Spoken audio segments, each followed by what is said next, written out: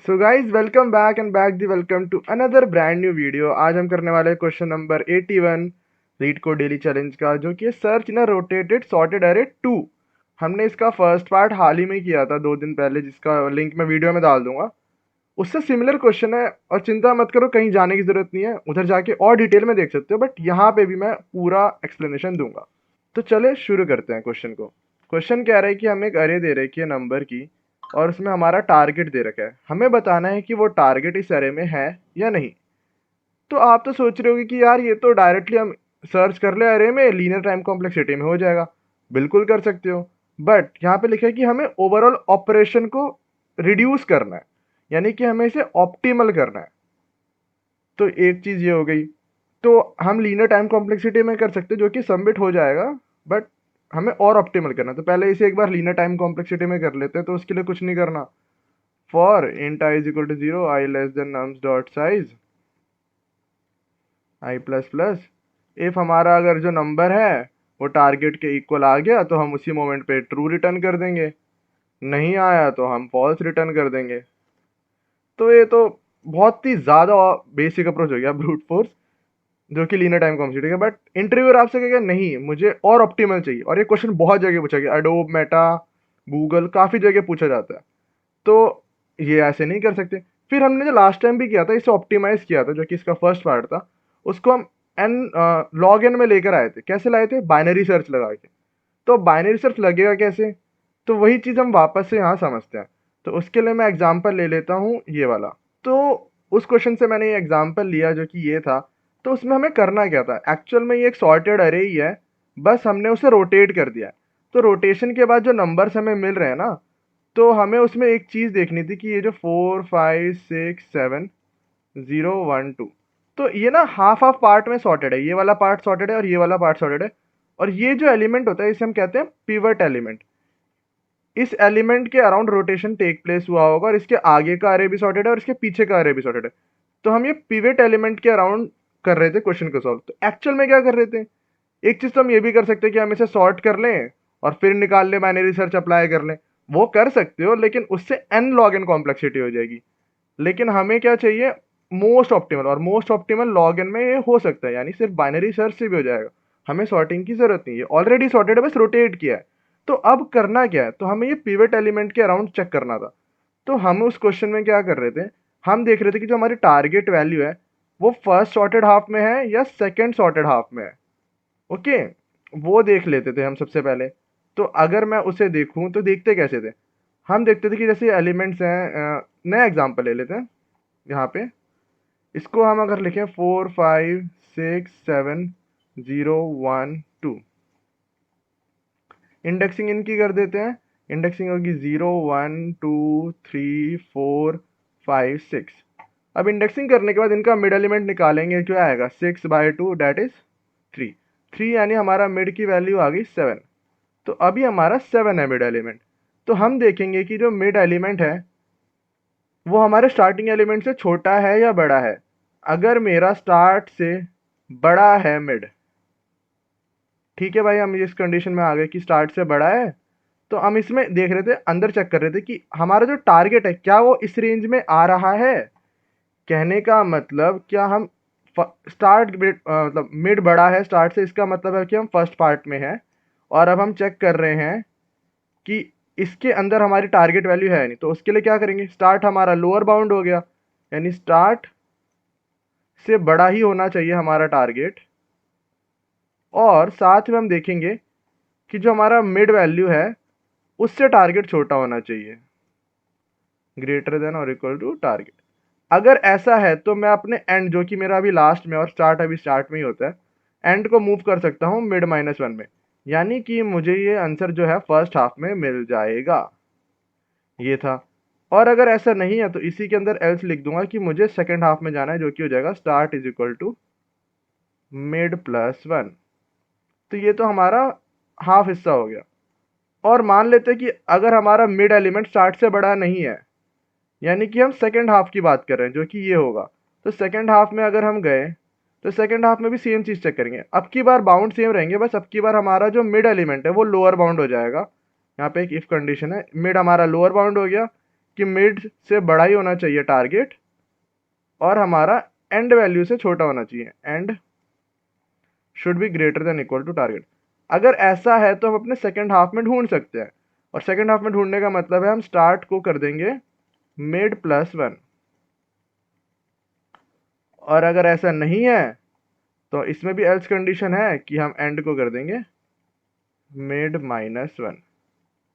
तो ऐसे करके हम अपने पिवट एलिमेंट के अराउंड अपने टारगेट को ढूंढ रहे थे फर्स्ट पार्ट में। और जो बेस कंडीशन यहाँ पे जो डलेगी वो क्या होगी कि अगर हमारा मिड टारगेट के इक्वल आ जाए तो हम उस वैल्यू को रिटर्न कर देते थे कि कौन सी इंडेक्स पे, तो वो रिटर्न मिड कर देते थे। और इस पूरे के बाद भी अगर नहीं आता तो रिटर्न -1 करते थे फर्स्ट पार्ट। तो आप सोच रहे होंगे यार ये तो बढ़िया चीज़ है, फर्स्ट पार्ट वाला लॉजिक यहाँ भी लगा देते हैं। तो चलो इसको लगा के देखते हैं, फिर देखते हैं दिक्कत कहाँ पे आ रही है। ओके, तो अगर मैं फर्स्ट वाला पार्ट लॉजिक लगाना चाहूँ तो सिंपल मुझे क्या करना है, सिंपल मुझे करना है int start is equal to 0, int end is equal to, ending क्या होगा नम्स डॉट साइज -1। ये हमारा नॉर्मल टेम्पलेट होता है बाइनरी सर्च का। तो start less than is equal to end किया, फिर हम क्या करते थे मिड एलिमेंट निकालते थे जो कि होता है start plus and minus start by 2। ऐसे करके क्यों निकाला, ताकि हमारा बफर फ्लो ना हो, अवॉइड बफर फ्लो, ताकि हमारा रन टाइम एरर टाइप नहीं आता, बफर फ्लो हो जाता है, मतलब कि हम रेंज के बाहर चले जाते हैं, वो अवॉइड करने के लिए ये करना चाहिए। फिर उसके बाद हमें क्या करना था, हमने पहले कंडीशन क्या बोली, अगर हमारा नंबर ऑफ मिड टारगेट के बराबर आ गया तब तो बढ़िया है, तब तो तुरंत ही हम मिड को रिटर्न कर देंगे, बहुत ही बढ़िया। और अगर ऐसा नहीं हो रहा तो हमें -1 रिटर्न करना था। यहाँ पे ट्रू और फॉल्स करना, तो ट्रू और फॉल्स ही लिख देते, ट्रू रिटर्न करेंगे, और नहीं आया तो फॉल्स रिटर्न कर देंगे, बहुत ही बढ़िया। फिर आगे क्या था, फिर हम कह रहे थे पिवट एलिमेंट ढूंढना है। वो कैसे ढूंढ रहे थे कि हमारा जो नम्स ऑफ मिड है वो बड़ा है नम्स ऑफ स्टार्ट से। कहने का मतलब हम अभी फर्स्ट हाफ में, तो फर्स्ट हाफ में तो क्या चेक करना है कि जो हमारा नम्स ऑफ मिड है वो बड़ा है टारगेट से, और जो हमारा टारगेट है वो छोटा मतलब वो बड़ा है नम्स ऑफ स्टार्ट से। कहने का मतलब हम फर्स्ट हाफ में सर्च कर पाएंगे उसे, तो यानी कि एंड को कर सकते हैं मिड -1, और ऐसा नहीं है तो हम कर सकते हैं स्टार्ट को मिड +1। एक तो ये हो गया। और दूसरी कंडीशन क्या होगी, मान लेते कि ये फर्स्ट हाफ में नहीं तो यानी सेकंड हाफ में, सेकंड हाफ में भी सेम चीज़ चेक करनी है कि हमारा जो नम्स ऑफ मिड है उससे बड़ा होना चाहिए टारगेट वैल्यू, यानी सेकंड हाफ में सर्च करें, जो कि मैंने आपको यहाँ दिखाया था कि इस पार्ट में सर्च कर रहे हैं। तो उसके लिए नम्स बड़ा है टारगेट से, और दूसरा देखेंगे कि नम्स ऑफ एंड से छोटा होना चाहिए हमारा टारगेट वैल्यू। तब हम कह सकते हैं कि हाँ यार सेकंड हाफ में तो हम स्टार्ट को मिड +1 कर दो, और ऐसा नहीं है तो एंड को मिड -1 कर दो। तो ये हमने सॉर्टेड एरे फर्स्ट में ही किया था, और इससे हमारा क्वेश्चन रन हो गया था और हम सॉल्व कर पा रहे थे। बट यहाँ पे जब आप सॉल्व करोगे, सबमिट करके देखोगे, तो आपको दिखेगा एक ऐसा टेस्ट केस आएगा जहाँ पे रॉन्ग आंसर है। क्यों रॉन्ग आंसर है, क्योंकि इन्होंने फॉलोअप भी दे रखा है कि इसमें डुप्लीकेट्स हैं। अब डुप्लीकेट्स आने से जो आपका ये नॉर्मल बाइनरी सर्च है उसमें दिक्कत हो रही है, वो डिटेक्ट नहीं कर पा रहा कि पिवट एलिमेंट कैसे है। तो अब उस चीज़ को सॉल्व करने के लिए हमें एग्जाम्पल देखना पड़ेगा। तो बहुत ही सिंपल सॉल्यूशन है इस चीज़ को टैकल करने के लिए कि अगर ये डुप्लीकेट्स हैं तो पिवट एलिमेंट निकालने के लिए मैं क्या करूंगा, मुझे जब भी डुप्लीकेट मिलेगा मैं स्किप कर दूंगा। समझ रहे हैं, एक बार सोचो इसको। तो आई होप आपने सोचा होगा स्किप करने से क्या मतलब है। तो बेसिकली मीनिंग ये है कि जब भी मुझे स्टार्ट और स्टार्ट का +1 सेम मिला तो मैं स्टार्ट को एक मूव कर दूंगा, यानी यहाँ पे आ गया। और जब भी मुझे एंड और एंड का एक -1 सेम मिला तो मैं उसको एंड माइनस करके पीछे आऊँगा। और जब मुझे ये पॉइंट मिल गया जो कि ये है 0 1, तो यहाँ पे मैं देख सकता हूँ कि इससे पहले वाला भी सॉर्टेड है और इसके आगे वाला भी, तो असली पिवट होगा ये एलिमेंट। तो इसको करने के लिए हमें कुछ नहीं करना, जब भी हमें स्टार्ट इक्वल टू स्टार्ट +1 मिलेगा वैल्यू, तो मैं अपने स्टार्ट को प्लस प्लस करता जाऊँगा, बढ़ाता जाऊँगा। और साथ में मुझे ये भी चेक करना पड़ेगा कि ये जो वैल्यू है वो मेरा एंड से छोटा रहे, मतलब कि हम आउट ऑफ बाउंड ना चले जाए, यानी वाइल लूप से बाहर ना चले जाए। और सिमिलरली हम एंड के लिए भी करेंगे, सेम लिखेंगे स्टार्ट हमारा एंड से छोटा होना चाहिए, क्योंकि ये तो बेसिक कंडीशन है वाइल लूप की भी। और हमें देखना पड़ेगा कि जो एंड है वो इक्वल है क्या एंड ऑफ -1 के। तो हम उसको एंड को डिक्रीमेंट कर सकते हैं, ये वैल्यूज की बात कर रहे हैं, हाँ कहीं इंडेक्स सोच रहे हो तो नहीं, ये नम्स ऑफ एंड है। ओके, तो अगर मैं ऐसा करके पहुंच पा रहा हूँ इस पिवट एलिमेंट तक, तो उसके बाद हम अपना नॉर्मल बाइनरी सर्च लगा सकते हैं। स्टार्ट हमारा अपडेटेड ये हो गया, एंड ये हो गया। तो ऐसे में लगाएंगे तो हमारा आंसर आ जाएगा। एक और एग्जांपल लेते हैं। इस केस में अगर देखना हो, नॉर्मली स्टार्ट यहाँ पर है और एंड यहाँ पर है। अब मैं कंपेयर करूंगा स्टार्ट और स्टार्ट प्लस वन को। चलो यहाँ पे सेम है तो इसको बढ़ाया, फिर सेम निकला, फिर इसको बढ़ाया, अब सेम नहीं है तो रुक गया। तो अब की बार मेरा बाइनरी सर्च का स्टार्ट ही है। एंड को कंपेयर किया, एंड माइनस नहीं इक्वल है तो एक कम कर दिया। अब कंपेयर किया, इक्वल नहीं है तो यहीं पे रुक गए। तो अब हमारा एंड यहाँ पर है, और ये जो अरे है ये हमारे सर्च इन सॉर्टेड अरे फर्स्ट क्वेश्चन की तरह ही हो गया।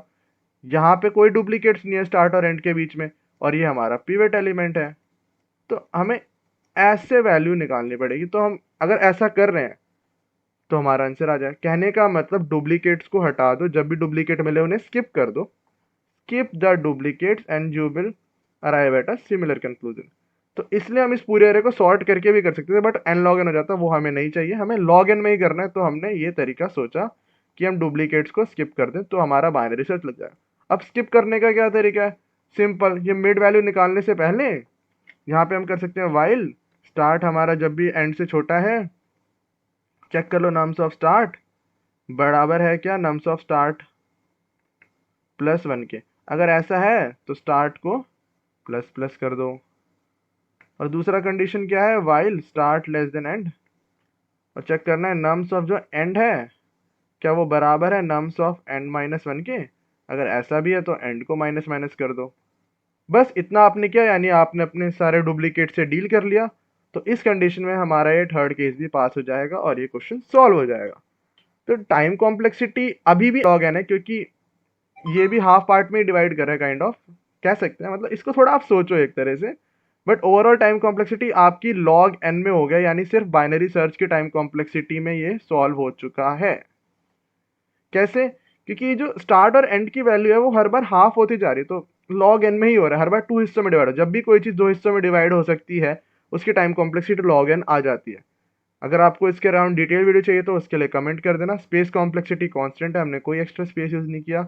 आई होप आपको समझ आया होगा। कोई भी डाउट है कमेंट करो, इस वीडियो को शेयर करो, लाइक करो, सब्सक्राइब करो, और आई होप आपको समझ आया होगा। चलो इसे सबमिट कर लेते हैं। तो या इट इज सबमिटेड। तो I hope you like the video. See you, bye bye, मिलते हैं नेक्स्ट वीडियो में, बाय।